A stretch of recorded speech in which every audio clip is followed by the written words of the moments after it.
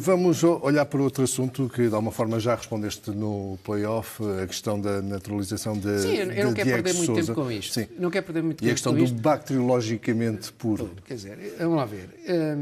O que eu queria dizer é que esta organização bateu na porta errada.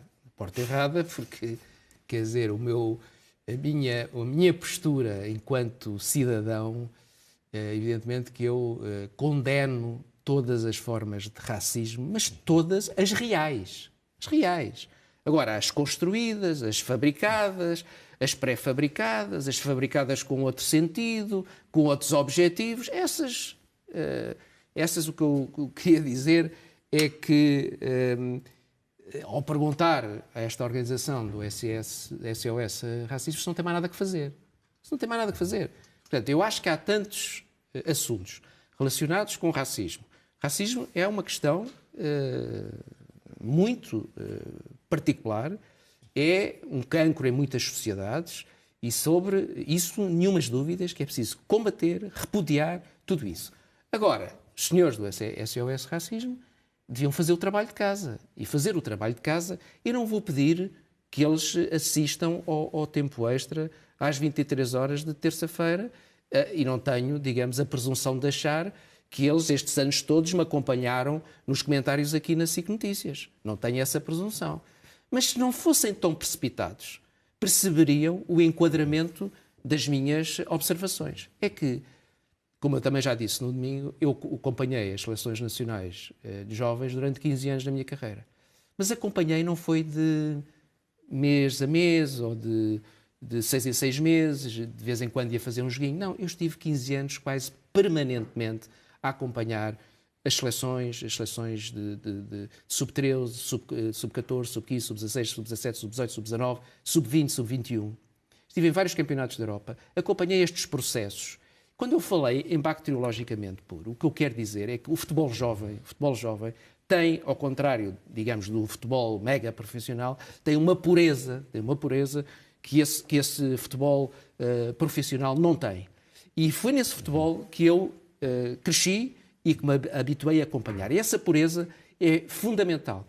Essa pureza no sentido do jogador puro enquanto jogador, enquanto futebolista, e uma pureza em termos dos processos que fazem com que um jogador de sub-13, por exemplo, vá crescendo ao longo de todas as seleções e que seja, quer dizer, quando chega à seleção A, leve consigo, transporte consigo, digamos, um conjunto de valores e um conjunto de valores associados à identidade de Portugal que sejam importantes.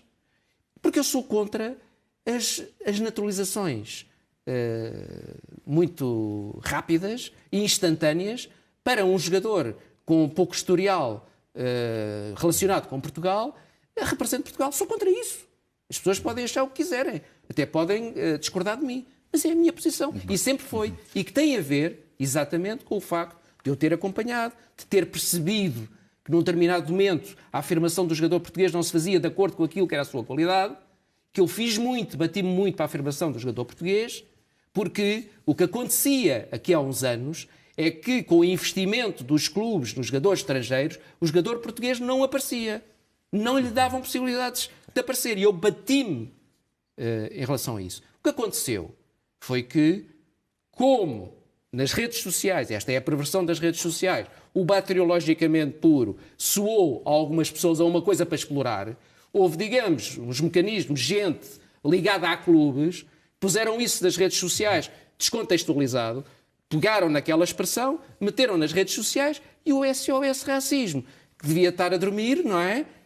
Pegou naquilo e achou que eu, enfim, que sou uma pessoa que tenho, digamos, aqui algumas questões de princípios relativamente a pouca tolerância disto ou daquilo. Por amor de Deus. Muito bem, Rui. Vamos aqui olhar para mais perguntas dos nossos telespectadores. Qual a razão porque se convoca agora o Diego Sousa e não se convocou antes o Lima, o Jardel e o Isaías? A Lietzen, quando foi convocado, já estava no Brasil. Quais são, então, os critérios, Rui? E é isso que eu pergunto. Quais são os critérios? Quais são os critérios? Nós fizemos o levantamento dos jogadores que, até agora, os luso-brasileiros que jogaram na Seleção Nacional. E podemos ver que foram o Lúcio, nascido em 1934, eu pedi ao Henrique se conseguir meter, digamos, esse grafismo, o Lúcio que jogou no Sporting e, portanto, nasceu em 1934 e fez 5 jogos e não marcou um golo pela seleção portuguesa. O Celso, que jogou no Porto, nasceu em 1947, fez 3 jogos e não marcou nenhum golo. Portanto, vejam, em termos de presença na seleção, estamos a falar aqui em presenças pouco significativas. Depois Deco. Temos portanto, já falámos do Lúcio e do Celso. Depois Deco, este sim, com 75 jogos, mas é curioso verificar que quando ele é chamado, nem sequer já estava em Portugal, se bem me lembro. Portanto, estamos a falar em 1977 e, portanto, 75 jogos e 5 golos, e, portanto, ele teve presenças no Porto, no Barcelona e no Chelsea, não é? Como sabemos. O Lietzer, em 1977, 15 jogos e 4 golos.